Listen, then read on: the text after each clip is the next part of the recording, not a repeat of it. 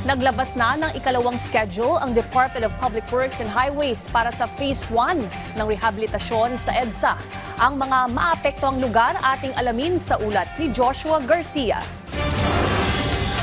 Bagamat marami sa ating mga kababayan ang nasa bakasyon ngayon para sa Pasko at Bagong Taon, nag-abiso ang mga otoridad na planuhin mabuti ang biyahe para sa mga natitirang araw ng 2025 hanggang sa Bagong Taon. Ito ay dahil nagsimula na ang konstruksyon ng EDSA. Sa katunayan, inilabas na ng Department of Public Works and Highways ang ikalawang schedule ng 24/7 na konstruksyon para sa Phase 1 ng EDSA Rehabilitation. Mula December 28 hanggang January 5, 2026 ay may road reblocking sa outer lane ng southbound ng Home Expo Building Depot patungong P. Celia Street, habang inner lane naman sa northbound ng Park Avenue hanggang Orense. May reblocking din sa southbound ng ilang bahagi ng Ayala Underpass exit malapit sa San Lorenzo Village. Asahan din ang road reblocking sa ilang bahagi ng EDSA northbound mula Orense hanggang malapit sa McKinley.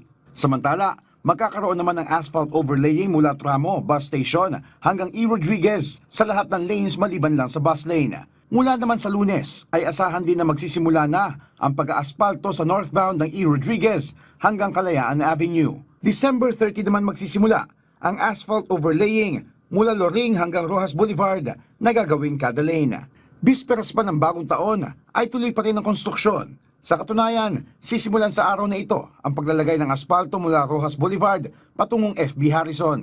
Magpapatuloy din ang rehabilitation hanggang January 1 hanggang January 5. Kabilang dito ang Ayala Underpass hanggang Tramo Bus Station.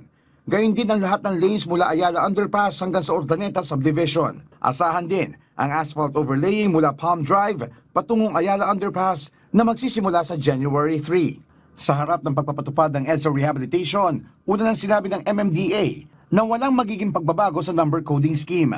Ang pagsasara lang ng karsada will happen December 24 to January 5. Which is sa experience namin, sa datos namin, kakaunti talaga ang sasakyan sa buong Metro Manila. Maybe because siguro 70% ng population ng Metro Manila ay either nasa abroad or nasa probinsya. Sa oras na matapos ang unang bahagi ng rehabilitasyon, agad na isusunod ang Phase 2 para sa nalalabing bahagi ng EDSA.